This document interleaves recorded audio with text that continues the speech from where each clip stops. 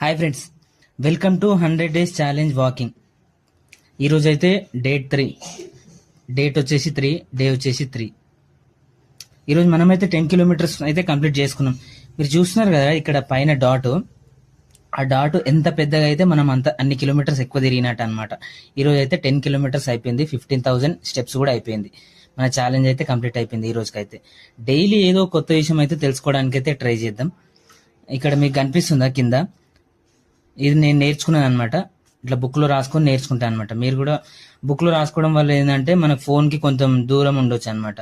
ఈ ప్రాక్టీస్ చేస్తాం కదా. మీరు ఇక్కడ చూడండి, కాటుక నల్లని రాత్రి వేళ గురువుల ఆజ్ఞత గుర్తున రింగితి ఉత్తర దిక్కున ఊరిని విడిచితి పల్లెలు పురములు పట్టణంబులు పేటలు దాటితి కోటలు దాటితి అడవులు దాటితి మడుగులు దాటితి అన్నీ దాటితి బొటన వేలుతో నెత్తురు పొంగగ పులుపుగా నుదుటన విభూతి ధరించితి అభిషేకించిన ఆకాశానికి జ్యోతలు చెప్పుచు చెలుగుచు మడి వస్త్రంబులు కట్టితి మండలమ్ముగా మాగిన పిమ్మట భైరవుడయ్యే శత్రువుని చంపక చూచితి నవ్వరు చూడని లింగం నిరుపద్రోమోగు నిశ్చల లింగం ఆదితేజమోగు ఐక్యలింగం పురాణ ప్రథము పవిత్ర లింగం శివ.